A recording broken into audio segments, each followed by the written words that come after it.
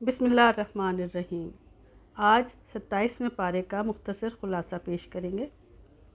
اس پارے میں 7 حصے ہیں اس پارے کے، جس میں سورہ ذاریات کا بقیہ حصہ ہے، سورہ طور، سورہ نجم، سورہ قمر، سورہ رحمان، سورہ واقعہ اور سورہ الحدید شامل ہیں۔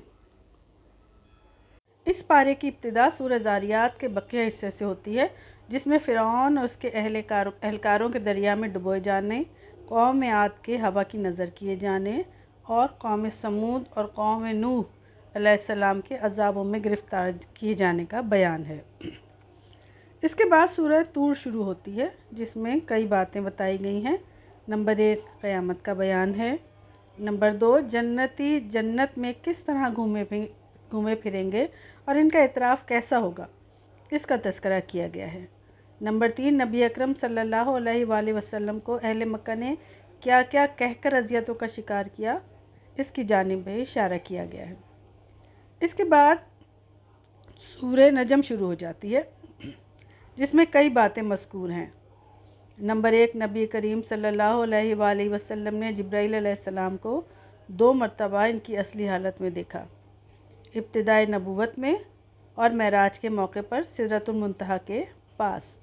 نمبر 2 انسان کی کوشش رائے گاہ نہیں جاتی ہے، شرط یہ ہے کہ وہ اپنی کوشش میں مخلص ہو۔ اس کے بعد سورہ قمر شروع ہوتی ہے، جس میں کہ اللہ تعالیٰ نے یہ باتیں بتائی ہیں۔ نمبر 1 چاند کے 2 ٹکڑے ہونے کا، جو کہ آپ صلی اللہ علیہ وآلہ وسلم کے نبوت کی نشانی اور کھلا ہوا معجزہ تھا۔ نمبر 2 پورا قرآن مجید انسانوں کے لیے نصیحت ہے، اسی لیے اسے بہت آسان بنا دیا گیا ہے تاکہ ہر شخص سمجھ کر اپنی زندگی میں اسے نافذ کر سکے۔ نمبر 3 مختلف قوموں کے دنیا میں عذاب میں مبتلا ہونے اور آخرت کے دن پریشانی میں گھرنے کا بیان کیا گیا ہے اس میں۔ اس کے بعد شروع ہو جاتی ہے سورہ رحمان۔ سورہ رحمان میں کئی باتیں بیان کی گئی ہیں۔ نمبر 1 قیامت کے دن حساب و کتاب کے لیے ترازو قائم کیا جائے گا۔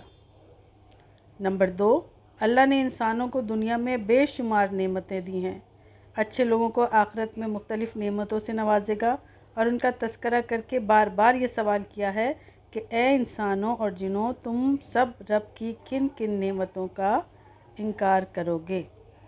فَبِأَيِّ آلَاءِ رَبِّكُمَا تُكَذِّبَانِ۔ اس کے بعد شروع ہو جاتی ہے سورہ واقعہ۔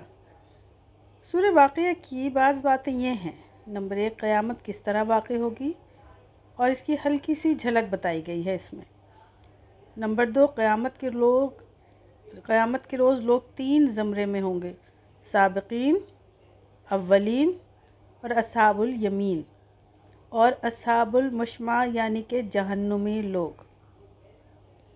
نمبر 3 اللہ کی قدرت کاملہ کا بیان، نطفے سے بچے کی پیدائش، کھیت میں پودے کا اگانا، آسمان سے بارش نازل کر کے اسے پینے کے لیے میٹھا بنانا، درختوں سے آگ پیدا کرنا، یہ سب اللہ ہی کی کاریگری اور قدرت ہے، کسی انسان کے بس کی بات نہیں ہے۔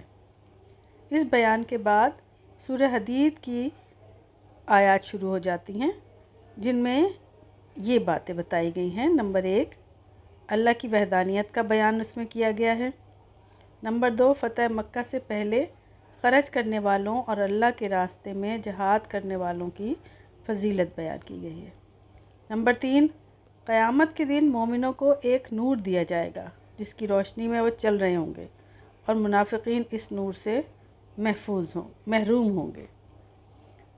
نمبر 4 لوہے کے فوائد کا بیان ہے کہ اس سے ہتھیار بناتے ہو اور دوسرے منافع حاصل کرتے ہو، جیسے گھر بنانا، گاڑی بنانا، پل وغیرہ بنانا۔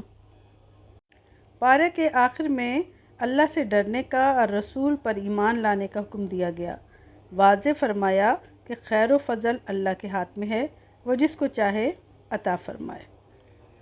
اللہ تعالی ہمیں اپنے فضل و کرم میں رکھے، آمین ثم آمین۔ والآخر دعوانا ان الحمد للہ رب العالمین۔